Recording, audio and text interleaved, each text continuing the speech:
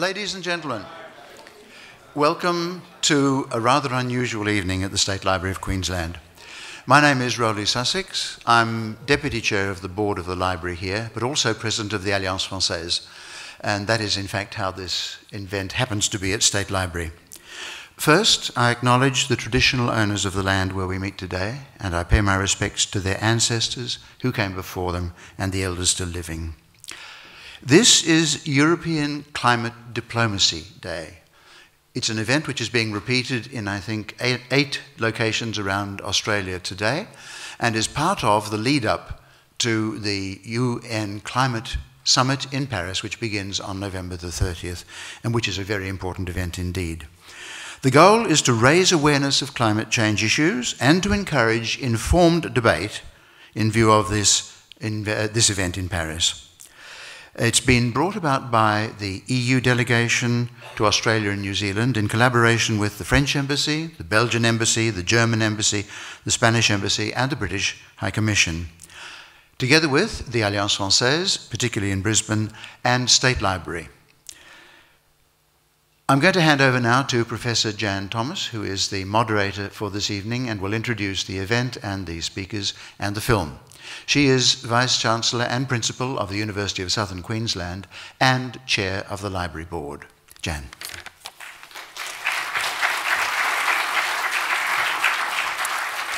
Many thanks, Hoegh, and as the Chair of the Board of the State Library of Queensland, it's my absolute pleasure to be able to welcome you to this wonderful facility on a rainy night, and so pleased that you've been able to prioritise this over any other events that might be happening this evening. And a special thanks to the organisers that Hoegh has identified for giving us this opportunity to be able to watch and discuss this very important film, The Climate Blueprint. And of course, for more than 20 years, the united humanity has essentially been fighting one of our biggest challenges that we've ever faced, climate change. And for the first time ever, a documentary that approaches the history of this fight and considers the overarching framework made possible by the United Nations has been made. 194 countries meet once a year during 2 extremely hectic weeks at the UN Framework Convention on Climate Change to essentially negotiate and plan the battle to counter and cut down this enemy that we all face. So the evening will progress as follows. We will watch the film shortly, and then I will come back up and introduce our 5 speakers who will each take some minutes to reflect on the film from each of their perspective, and then we will open it up for a broader discussion. So, ladies and gentlemen, without further ado, I introduce to you the film for this evening, The Climate Blueprint. Well, ladies and gentlemen, I'm sure you'll agree that that film makes clear some of the challenges that we face, and thus the panel discussion that is about to commence will hopefully elicit even deeper thoughts by you, the audience, so that we can engage in a discussion after each of the panellists have spoken. So I'll introduce each of our 5 panellists now, and as I introduce them, I'll invite them up onto the stage. And then after that, they will each take a turn to speak for up to 5 minutes on their reflections on the film, and then we'll open it up for a broader discussion. So the first panellist that I'd like to invite up is the Honourable Dr. Stephen Miles. And Stephen is the Queensland State Minister for Mount Coot-tha and the Minister for the Environment and Heritage Protection, Minister for National Parks and the Great Barrier Reef. Prior to entering Parliament, Stephen was a Senior Advisor to the Treasury and Deputy Premier on Trade, Innovation and Economic Development Matters in the former Bligh government. Stephen, would you like to come up and join me? Thanks. I think we'll acknowledge your presence here. Our next speaker who I would like to join us on the podium is the European Union Ambassador, His Excellency Mr. Sem Fabrizi. Sem has been the ambassador and head of the delegation of the European Union to Australia and to New Zealand since September 2013. Prior to this, he served as advisor for external relations to the President of the European Council in Brussels between 2010-2013. He's been the head of the European Parliament office in the Italian Permanent Representative Mission to the EU in Brussels, 2009-2010, and served as a diplomatic advisor in the Italian Prime Minister's office in Rome from 2006 and 2009. Ladies and gentlemen, please welcome His Excellency to the stage.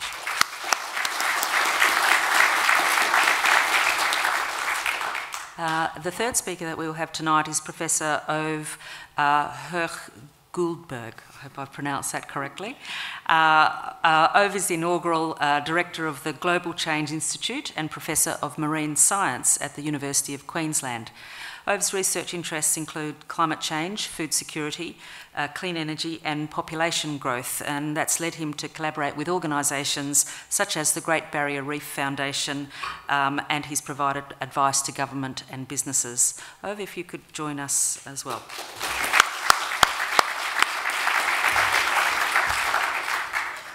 Next speaker is going to be Kelly Court, who is the National Manager for Climate Change for WWF Australia. And World Wildlife Fund Australia is part of the WWF International Network, arguably the world's leading independent conservation organisation. And Kelly has been with WWF for 7 years, working on pollution pricing mechanisms, clean energy, energy efficiency and international climate change negotiations. She's just returned from the UNFCCC Climate Change Intersessional in Bonn, Germany, and will be attending the negotiations in Paris at the end of the year. Kelly, if you could come and join us. And thank you very much. And, particularly pushing through, we know you're not well, so to come out on a wet night, it's very, very good of you. And our final panellist for this evening is Lars Hansen. Lars is Director of Account Management and Sales for Vestas Australian Wind Technology, Pty Limited. Based in Denmark, is the world's leading wind turbine manufacturer and maintenance provider, and a strong promoter of a sustainable world, most recently through a Race We Must Win campaign. Lars, if you'd like to join us as well.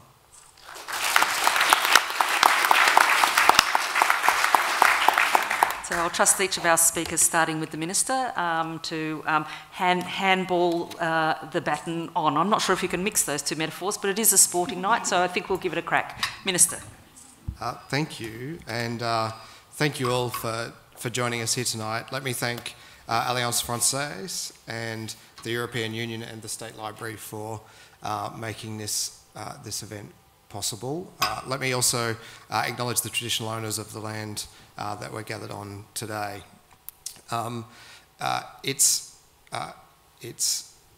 climate change that drew me to the environment movement. I know many people get involved in conservation because they love trees or critters or the outdoors, and that was never really me. In fact, I announced at the World Bilby Conference recently that I wasn't really that into bilbies, and that is not the thing to say at the World Bilbies Conference, I can tell you. I got involved in politics originally out of an interest in largely economic matters, making sure what I perceived as working class kids like me could get the same opportunity at an education and a really good job, and that was what drove me in politics for a very long time. And then when my wife was pregnant with our first child, I started to turn my mind a bit more to the kind of world we're leaving behind, and of course that led me to read and learn a lot more about climate change and ultimately get involved in the movement for action on climate change, originally via Al Gore's program and the Conservation Foundation. And so that's very much what's been my motivation. What's that, the last 7 or 8 years, so maybe a third of the period of time that the documentary took us through. And I mean, I guess if there's one thing I took from the documentary and being reminded of so many of those conferences Copenhagen in particular, was just how hard it is to achieve a global treaty, just how hard it is to get a consensus of countries with so many different interests. And I think what the documentary didn't touch on at all, which I think is very much relevant to our situation here, is behind every one of those nameplates, behind every one of those political leaders, is just a complicated set of domestic politics. And that's playing out in their own countries. You only see it in your own, but then it serves to compound exponentially, I think, the difficulty of the task. And I guess that's what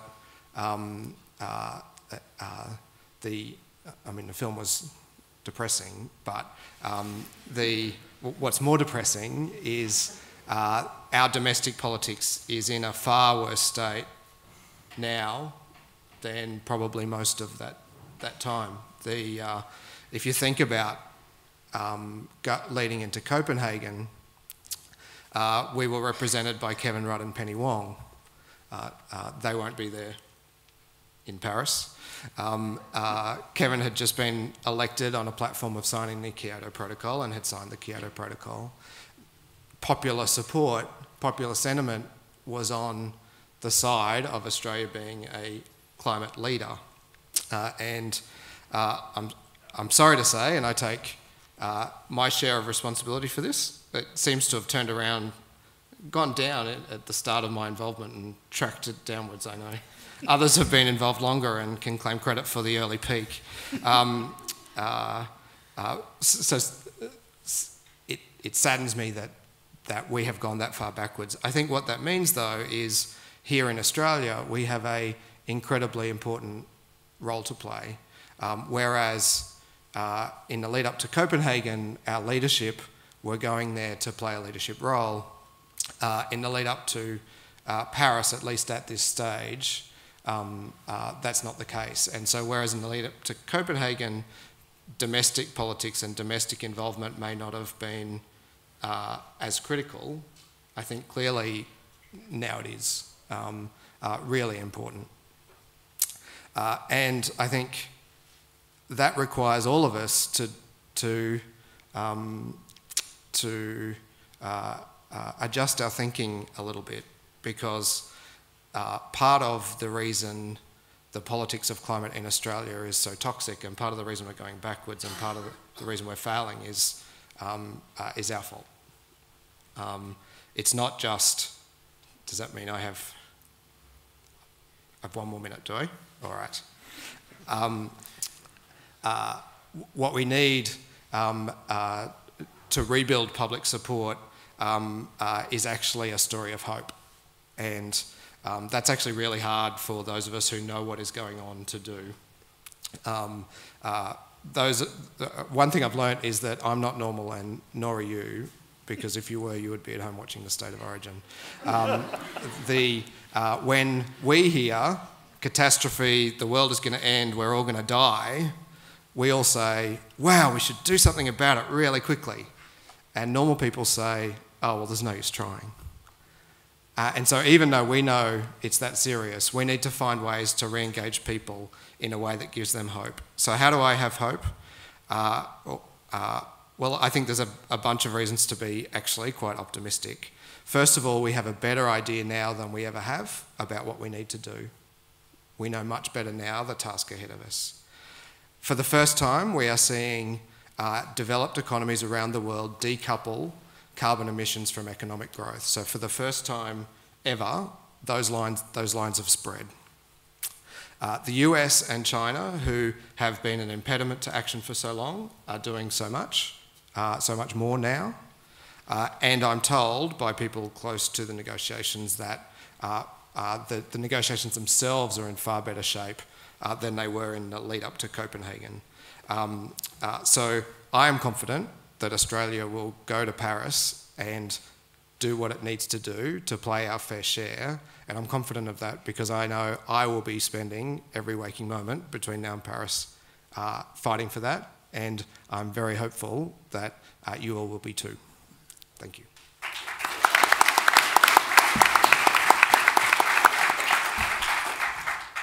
Thank you, and I would extend my thanks to Alliance Française, the Queensland's government. Thank you, Minister, for accepting the invitation. The library, it's always a pleasure to be back in Brisbane. Last time I was for the G20, and I was at the Art Gallery, which is next to here. It's good to discover also for me this nice place. Most of all, thank to all of you who has probably you are a climate believer and not a state of origin believer. So thank you very much for coming here tonight. Basically, looking at the documentary, I try to summarize my impression, and very much in line with what the minister has said. I would say that my feeling can summarize in four. The first one is fear.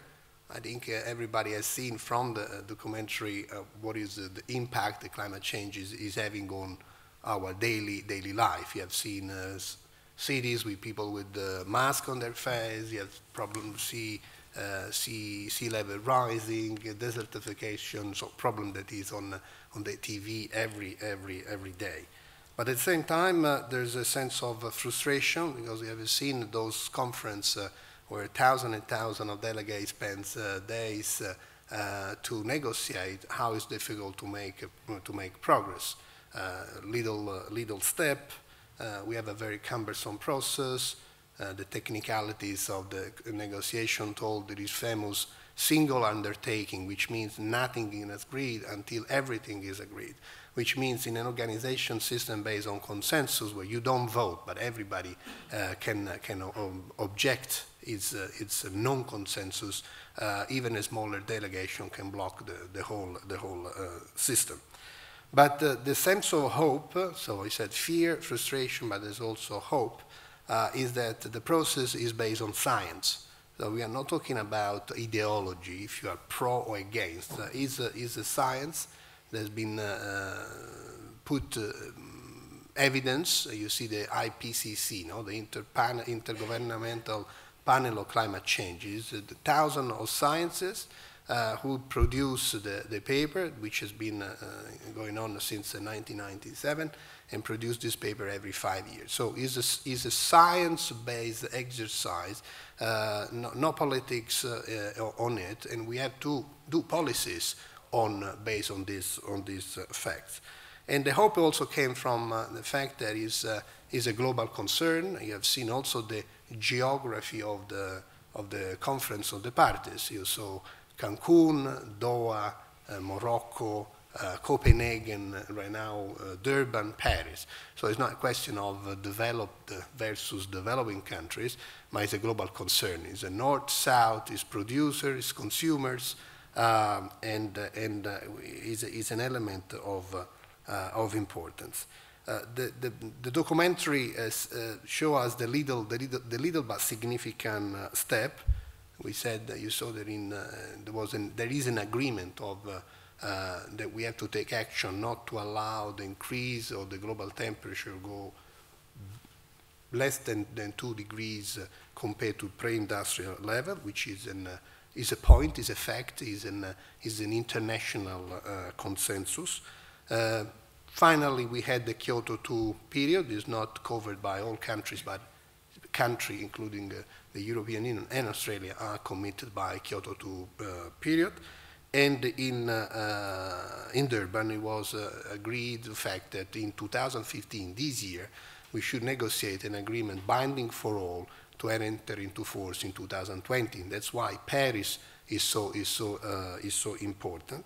So in the documentary stopped in 2013. In 2013, there's been the Warsaw Conference, was agreed that each of the 196 countries would present their own INDC, individual nationally determined contribution to the climate party. So how you would present your reduction.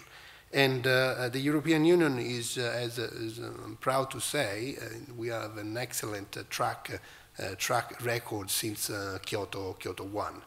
We always achieved or even overachieved what we committed.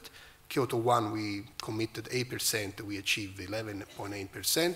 In the Kyoto 2, which will end up in the 2020, we committed a 20% reduction of our emission, and we are already 2013, a minus 19%. So we will overachieve.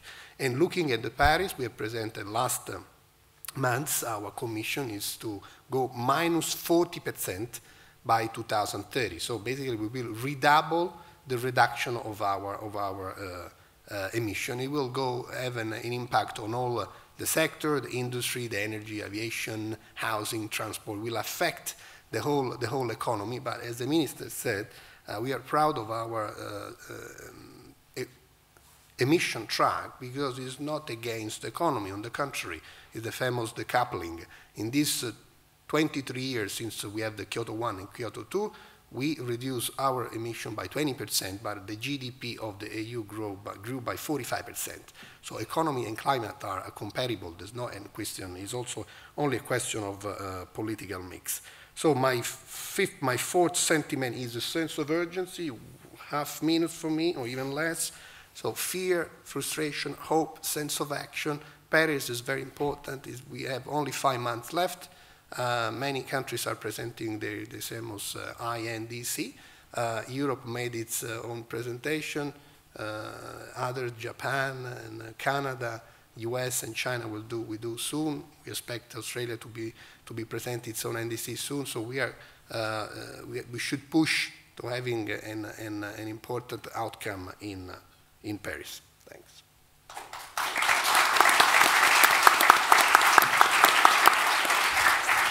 Well, I'd like to also thank the organisers and recognise the land on which we need the elders. I'm going to sort of really say that I like the film, and that's probably pretty unpopular. But I think what it paints is really 3 things. One is that the solidity of the science here is enormous, and I'll come back to that point. The second thing is that the implications for humans are pretty clear. And actually, when we talk about whether or not we can achieve 4 degrees, we don't have any choice when you look at the science. And then I think the third thing, which I do like, is the fact that it paints a very accurate picture of the challenges that we have ahead. Now, I'm a scientist, been involved with the IPCC process, and John Cook's in the audience here who knows very well that 97% of the experts, the accredited people that look at this problem, are convinced that it's changing, that humans are behind those changes, and that the impacts are serious. That's not a question. It's the most locked down fact on the planet, I think, at the moment, in many ways. And to refuse to recognise the science is to refuse the science behind aeronautical engineering, modern medicine, you name it. You wouldn't want to get on a plane if you were treating aeronautical science the way some people have suggested that climate and its related fields, between tens of thousands of papers, Nobel laureates and so on. And I think everybody in this room would get that.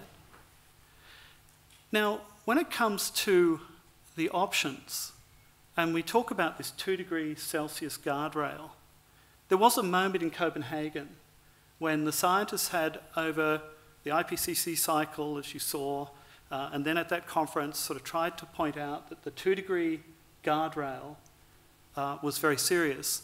Prime Minister Rasmussen, who was the Prime Minister of Denmark and the host of the conference, was up on the stage, and there was sort of this final moment where it's like, okay, he's going to take the take-home messages.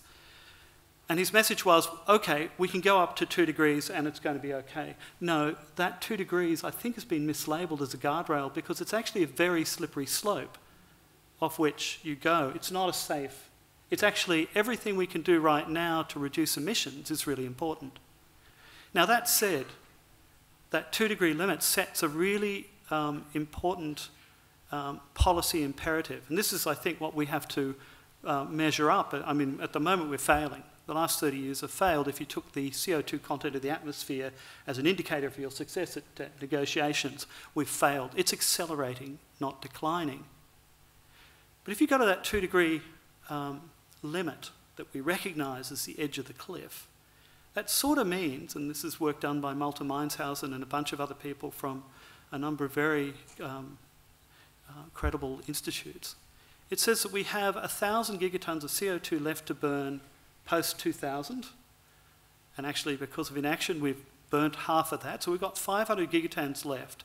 We burn about 45 each year, which means that the task of getting to 0 has to happen in the next 20 years, not by the end of the century, and this is the policy imperative. And it's really interesting. We did a survey of politicians in Australia. I don't think you're in politics yet, Minister.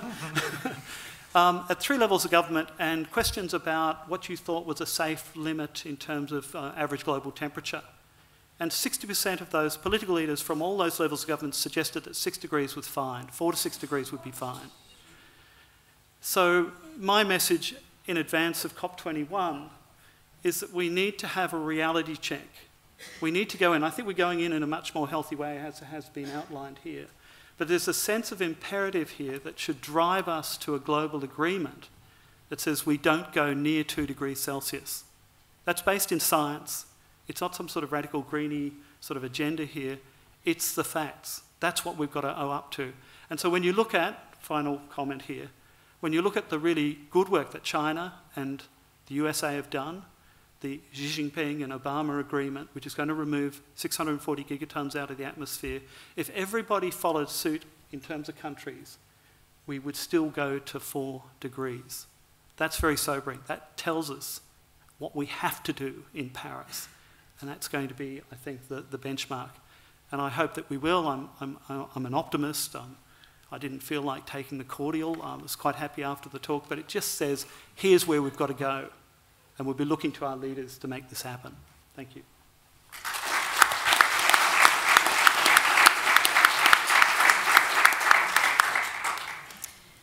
Thank you, and I'd like to also thank the organisers and acknowledge the traditional owners who on the land that we meet today.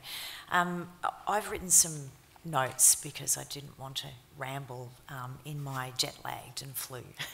So please excuse me for doing this. I've got a little more optimistic slant on what I wanted to say, and I did feel a little depressed after seeing that. But I just thought I'd go through why WWF cares about this issue, what we see as the solutions, and what our hopes are for Paris. So why does WWF care about climate change? Climate change is the greatest threat to species.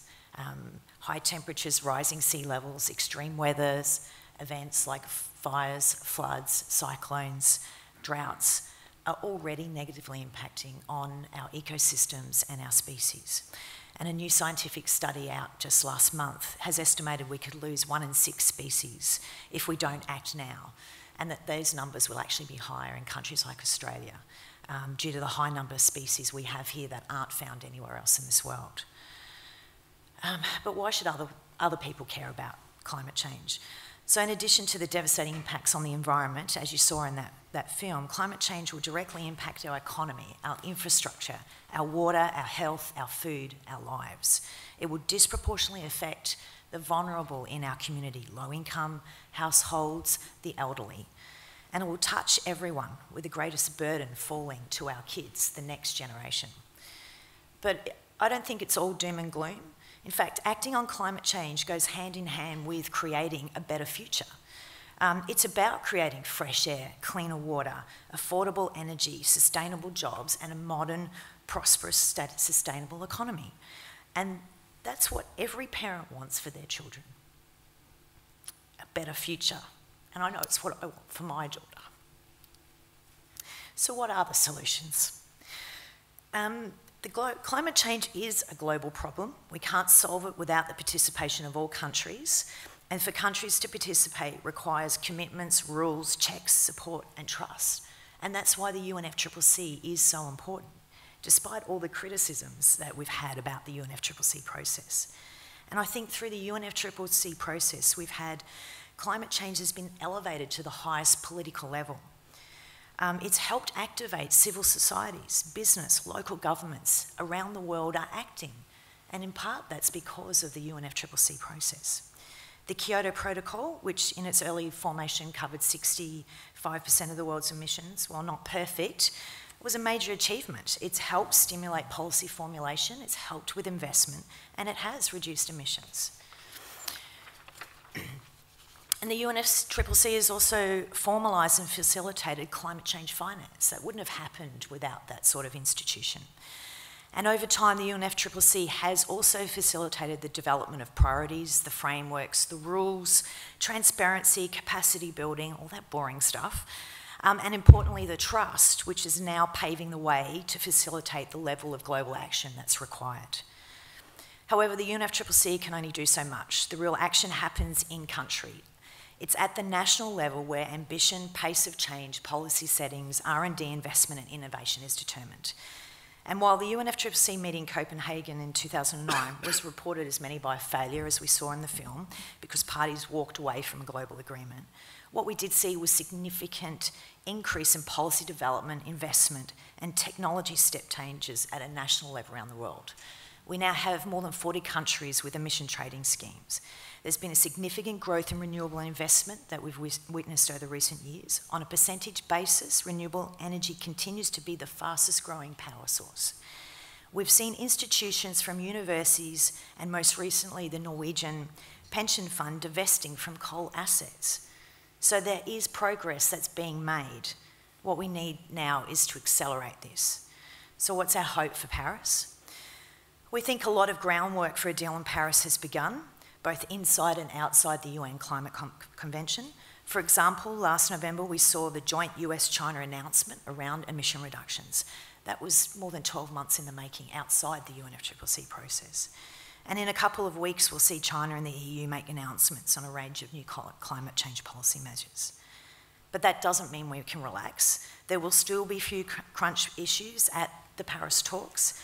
In particular, climate finance will be one of those key issues, especially for developing countries, in terms of how developed countries can help them mitigate and adapt to climate change. And of course, the elephant in the room is the emission gap, which Hoegh just talked about.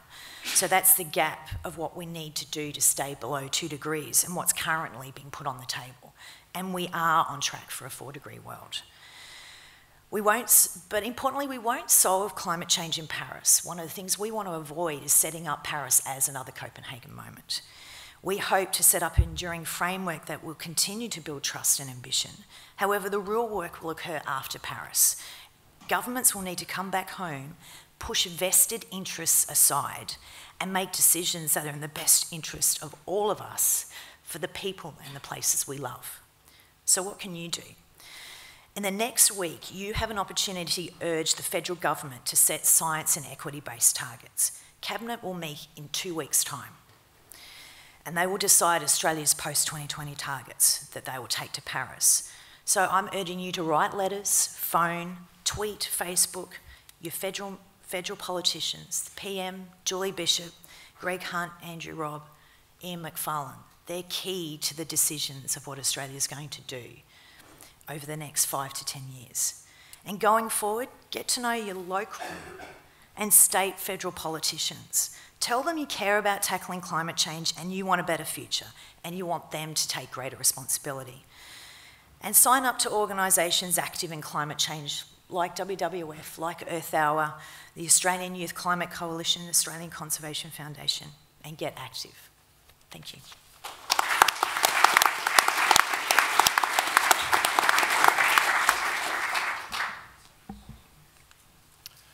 Thank you.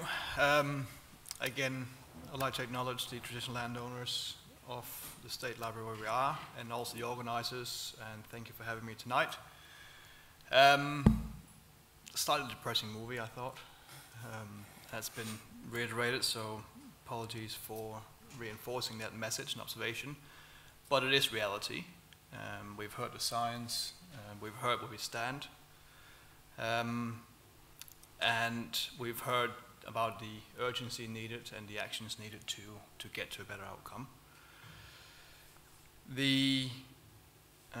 My background, as you've heard, is I'm from the renewable industry.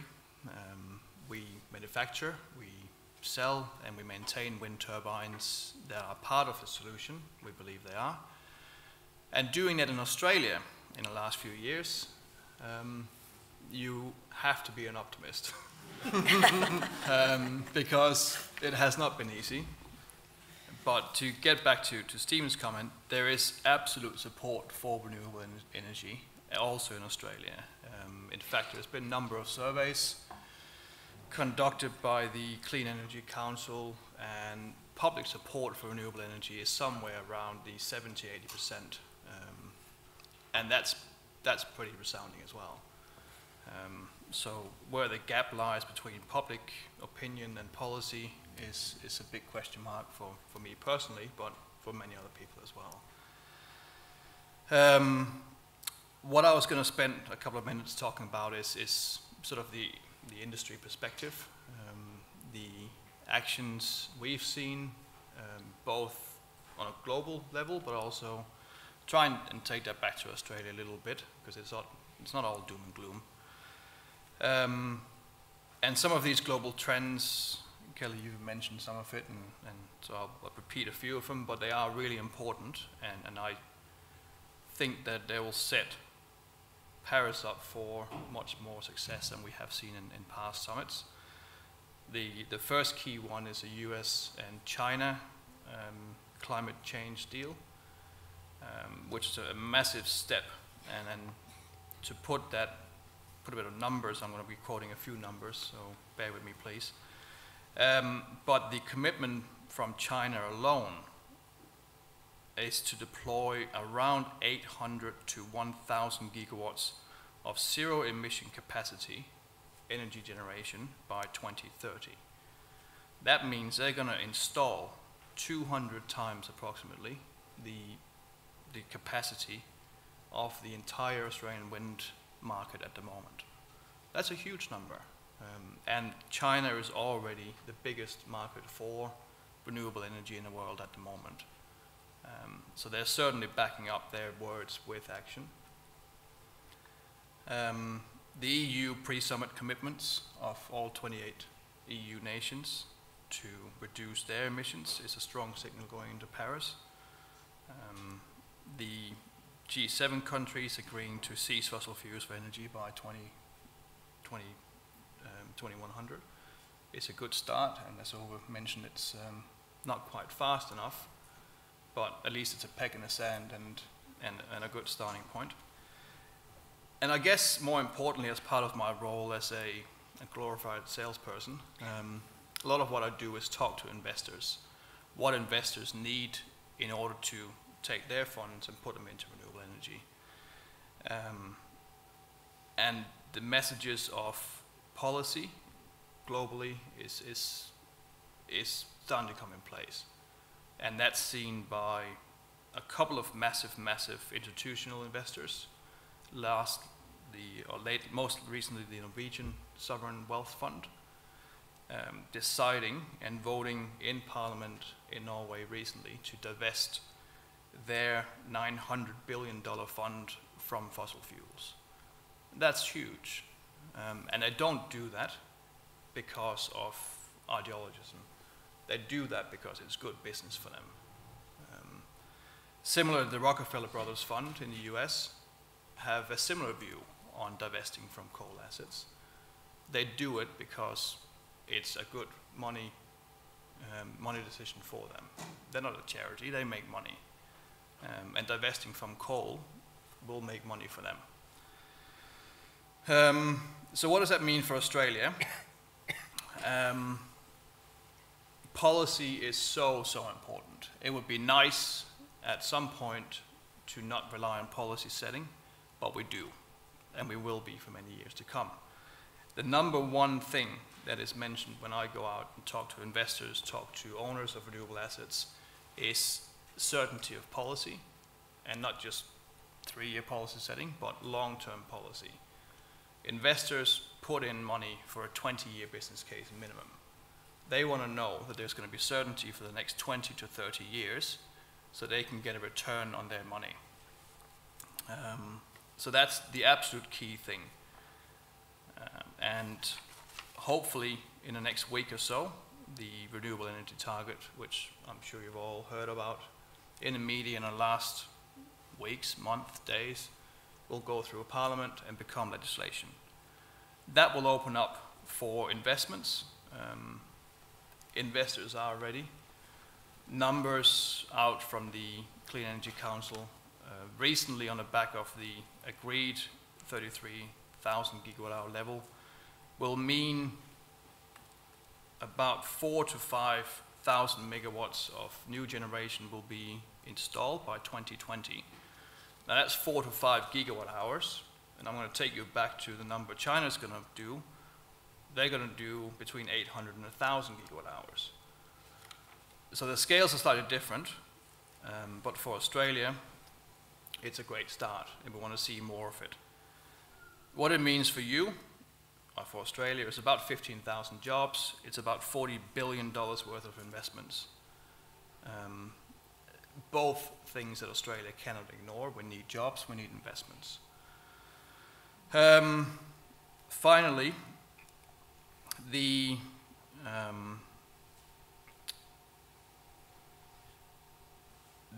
uncertainty I talked about in terms of investments and the process of the renewable energy target review over the last 18 months has meant that investments have dropped 88% in 2014 compared to 2013 levels. So that's the impact of uncertainty on a political level. Money just, it goes away. And we simply cannot afford that. With the urgency that we've heard about tonight, we need policy setting appropriate, and the money will flow and investments will come. So as a last pitch for the renewable industry, there is a conference called the Clean Energy Summit taking place in Sydney on the 15th and 16th of July. So if you want to know more, if you want to talk to more people, feel free to come by. Vestas will be there. And we will also be in Paris later this year. So thank you for your time.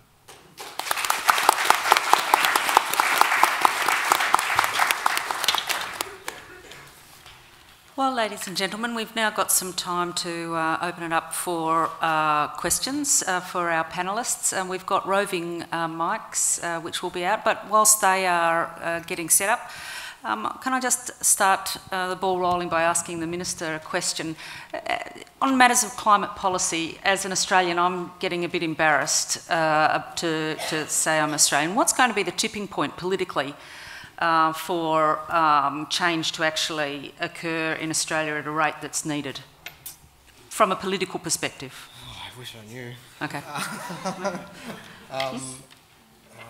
I think we shouldn't underestimate how quickly these things can change, and so we shouldn't have ourselves, set of a view that the Abbott government will be unwilling to participate properly in Paris. I do think there is real scope that we can create an environment where they will see the need, especially in the context of much more global action than perhaps when they set their current view of the world. But it's, I don't underestimate the task. Thank you. I think we have our first question over there. Yeah. Good evening, everyone. I'm Sabrina Chakori from Switzerland, and my question is a little bit linked to the question that we just heard. I would ask to the Minister Stephen Miles, because we talked about general opinion and about problems, but we are all aware about problems. But for example, how Australia is building his credibility for Paris COP21. We can take an example about Queensland. Everyone is talking about Adani's project. How can you justify a project like Adani in Paris?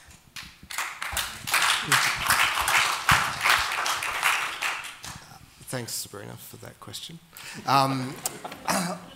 Look, I am very firmly of the view that the solution for us on climate change is a global treaty like we would get out of Paris, implemented through with national targets implemented. My preference would be through an emissions trading scheme.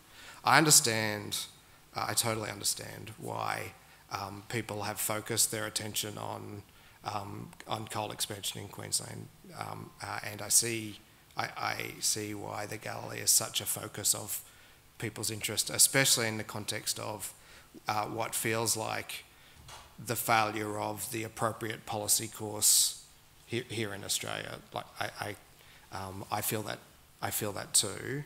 But my personal view is that the focus on that is takes us away from what we actually need to do. and what will actually make a difference. You know, I get this is controversial things to say in this crowd,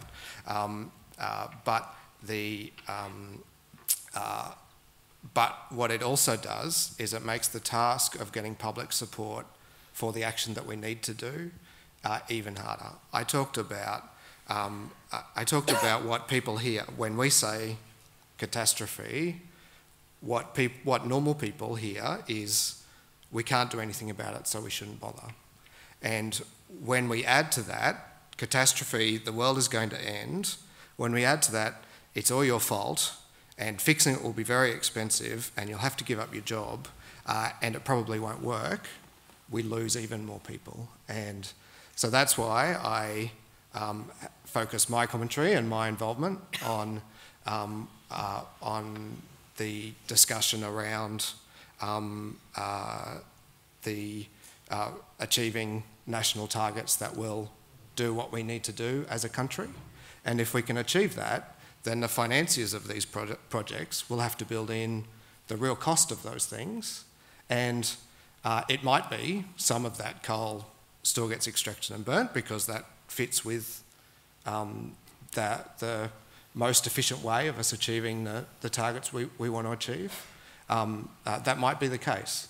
But the prospect that the way for us to achieve those goals is by stopping one mine or stopping one mine development is I don't think the best way of either achieving the goal or bringing the public with us. Gentleman down the front. Thank you, David Hood. Thank you for an excellent history of the incredibly slow and painful incrementalism of the IPCC's work. I was in Copenhagen. I came away very depressed after that. And that sort of coloured my thinking about Paris. And the question is, recently we've seen the oil companies in Europe make statements about getting climate change on their agenda. Whatever that means, I don't know. Just one item on the board that gets dismissed each time, probably. What's your take on that? To me, it seems like they are trying to get a position at the table in Paris where they can influence things and ensure that their profitability isn't hurt too much. I'd like to hear the opinions on that.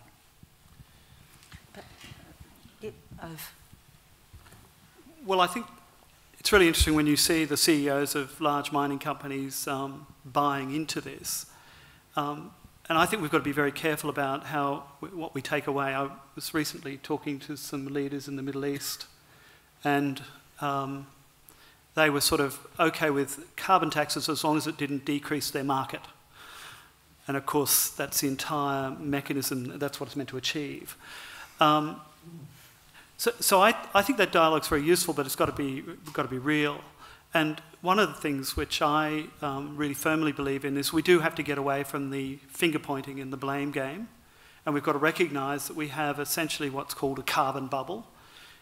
We're projecting into the future that we're burning far more fossil fuel than we can actually safely absorb into the atmosphere, and that, you know, the story is that 80% of the listed reserves are actually unavailable for burning, which actually undermines a whole bunch of our financial instruments, and it becomes a really interesting thing. But I think that said, it's about us as a society, and that comes out in the film, which is where it's about moving as an integrated society, global society together, and I think that's where there's great hope, that we have come a long way from what happened in 2007 in Copenhagen, and now how we're going to approach this problem.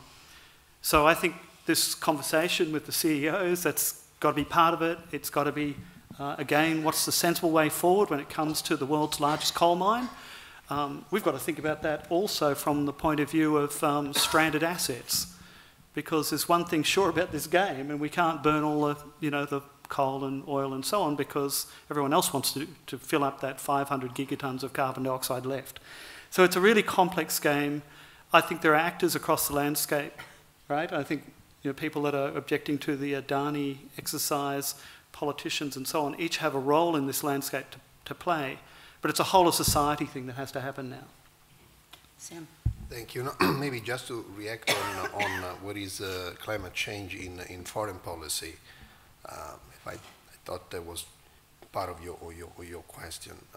Basically, all countries around the world have always two objectives: prosperity and security.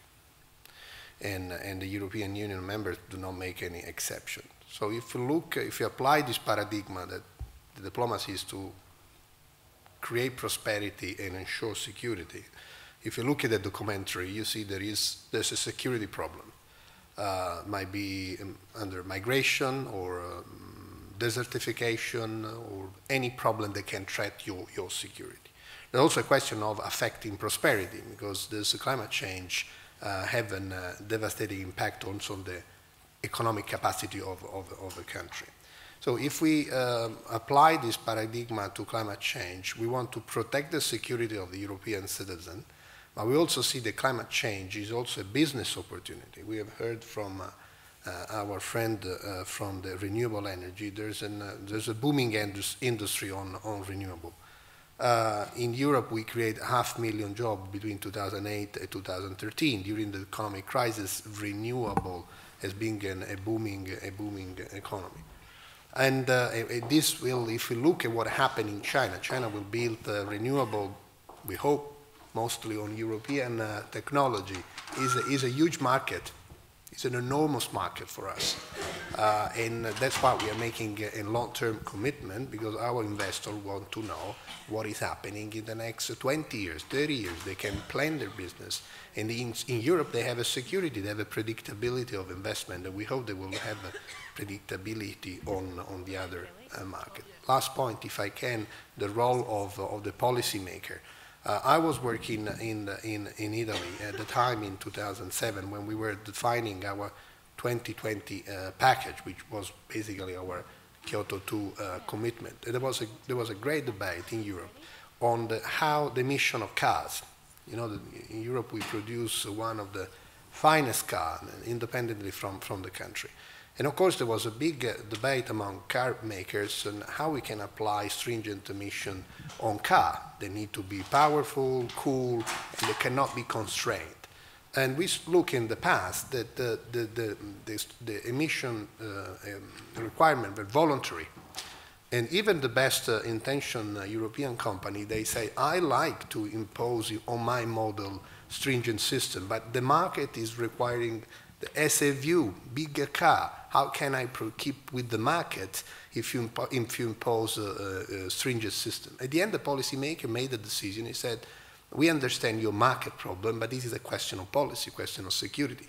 And there was introduction of a compulsory system. You see, the European car industry is still booming and is one more efficient after 5 or 6 years. And right now we have the Euro 6. We will introduce the Euro 7 system on all cars, that you will have, again, a very, very business opportunity for us, not only in Europe, but in other markets. Two final questions, one here and then there. Oh, sorry, where are we? Oh, beg your pardon. Three final questions. Okay. Yeah, a number of you, I can't remember which of you now, and also I think the video talked about this, you talk about this idea of getting to zero emissions, and I, in the past, have read fairly pessimistic environmental reports that have talked about actually the fact that zero emissions might not even be enough to limit climate change to the 2 degrees, and I did hear there's an organisation called Beyond Zero Emissions that's conveniently named because they talk about this idea of ways and technologies that can get us to get below zero emissions. And I was just wondering if any of you have sort of talked about that at all, and or you know, from a, I guess, a policy perspective or a diplomatic perspective or a science perspective. I'm wondering, Lars, whether you would like to have a go at that one. Yeah, I think, and this might be controversial as well, but let's get to zero emission really fast first, and then tackle beyond zero. And we all play a role in that. We've got the technology there to be able to cut emissions reductions. We can't make it go backwards, so I'm not sure this is probably where the science comes in, but we have a big role in reducing emissions, and we all do. We can all vote. We can all make our opinions clear. I think on the science bit of getting beyond zero, I'm probably going to have to handball that one to the science part of the panel. Do you want to? Well, very quickly, I mean, the solution there is to repair the carbon balance of the planet. And there are huge stores that were in forests, for example. So some of those quite simple, very complex ways of combining active switches in technology at the same time as looking at those other aspects about how we use land and so on, could get us into a phase where we could have a net uptake. We've also got huge buffers on the planet that with time, if we can level out emissions by mid-century, the ocean will start to also take up CO2, and so that's another part of that huge reservoir system that we need to repair. And we were very clever as this sort of weird little monkey that came out of Africa, and we disturbed this huge system, and now we've got to put it back together. It's not going to be simple, but I think it's very possible. Thank you. We'll come down here. Yes, I'm an engineer. I've been working in this industry for the energy industry for 20 years, trying to make a positive effect. And as an engineer, I look for solutions whenever I can. And whenever I get involved in the discussions and talk about solutions, I continually get dismayed by the fact that all of the focus, and despite what Lars is trying to do, all of the focus is trying to find solutions through technology, and no focus is put on the primary driver, the biggest effect that's causing the problem, and that is population increase. And I'd like to get an opinion from the panel. Do they think that there's a chance that population increase could be addressed in the meeting in December? If you've researched population growth, I think. Well, not professionally.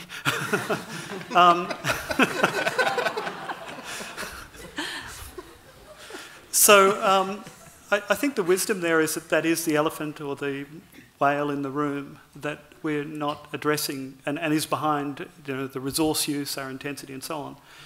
I mean, that said, policies that lead to the education of women in the developing world can have a dramatic effect on fertility and the amount of children being produced and so on. So you could, in some of the scenarios, have a levelling out and a decline in global population, according to the population people, by the mid to late part of this century. And so that would have a huge impact. The trouble is our economies don't work very well under a contracting population or an ageing population, and this is the real struggle. And this is where we almost need to reinvent the way we do economics so that we don't have to have that GDP going up all the time. And that's, of course, I think most people are familiar with the fact that there's a lot of discussion around this, the Sarkozy happiness factor and things like this. I mean, there is, in an aspirational way, we may get to a point where we start to rethink about what we value, and we may have a big impact on that underlying problem of declining numbers of humans on the planet and getting our economies to work with that. But of course, as I said, I don't do this professionally. And I think there's one final question before we start to wrap up.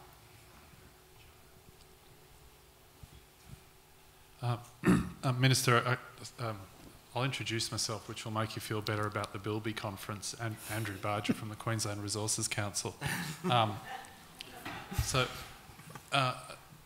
And Lars, I've got to say, we'd love to have more renewable energy producers and manufacturers in the state. You use tons of copper wire, lots of iron ore and coking coal. So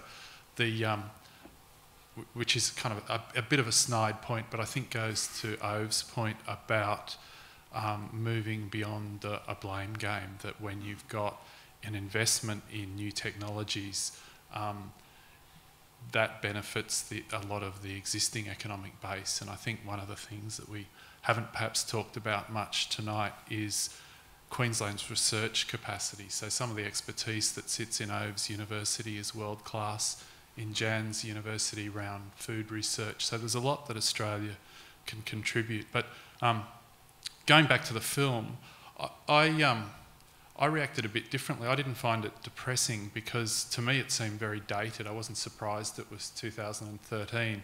And I think the reason for that was, to me, it was very, very focused on that, what David described, that incremental mechanistic process of focusing on climate reduction. Whereas for me, what jumped out was the Greenpeace guys' comments about, it's also about mitigation and creativity. And I thought it was interesting across the panel. I think, Kelly, you were the only person that mentioned creativity in terms of, here's a challenge, what we've done in the past clearly isn't going to work, what do we need to do differently? So to the extent that anyone wanted to jump on that question, I'd be really interested to hear how you see what we can do differently in Queensland to contribute to that global challenge. Thank you. Kelly, you've been named, I think, in that comment. Would you like to start that off? Yeah, now that I've finished choking, apologies for that.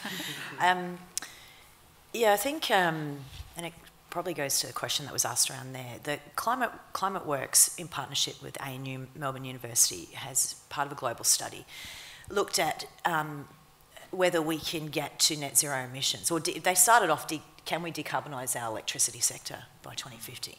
And they found, based on current technology, without major disruptions to our current economic base, what we do here in Australia, not only could you decarbonise the energy sector, but you could actually get to net zero emissions in Australia by 2050.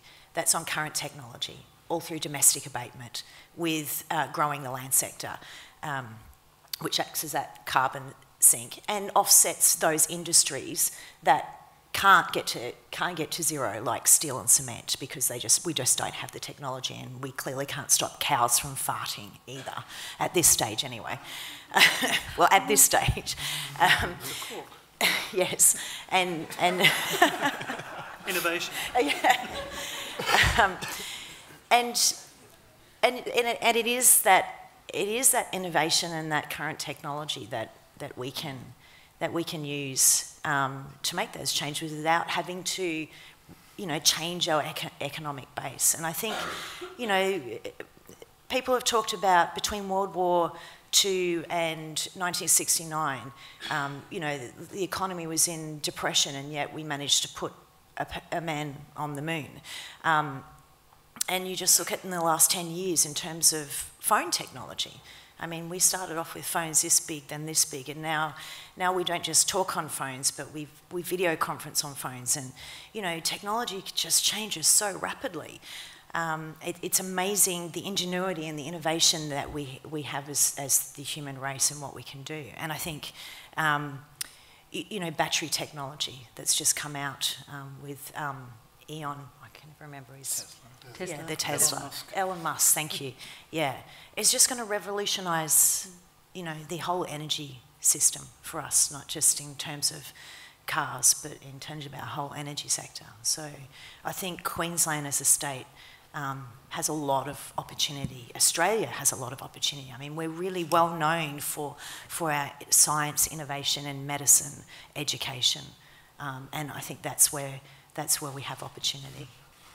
And just Lars. And just a comment on that as well, to the engineer in the room, don't talk yourself down. It is about innovation, and we as industry and engineers and scientists have a lot to contribute with. The words were, I think, adapt and mitigate. We got to do both. As Kelly said, the technology is here now, but we don't stop innovating. We constantly get thrown in our face that renewable is not base load, and that serves as an excuse for people not to do more. Tasmania is 85% renewable energy, and they have lights 24/7. So I think the innovation will continue, and it will be exponentially better and better and faster and faster. And what we've seen happen over the last 10 years, you will see happen in the next 2 years again. So, yeah, innovation is not forgotten, and I'll be happy to talk more about how we can come into Queensland and support the Queensland people as well. Ladies and gentlemen, I'd like to now invite Emeritus Professor Rolly Sussex back to do a wrap-up and vote of thanks. Thank you, Jan. Watching the film made me feel very sobered. It was a depressing account of the inability of humans to understand science and to do something about it.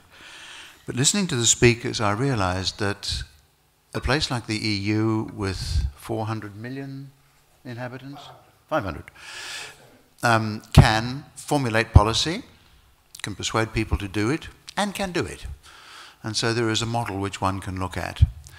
We've heard about technological ability, we've heard about the facts of the science, and from Kelly as well, we heard the need that we need to become politically active as well. I'm not an enormously political person, but this stuff is so important that I shall be going home and writing a number of very pointed letters to people I know who have political levers that they can pull.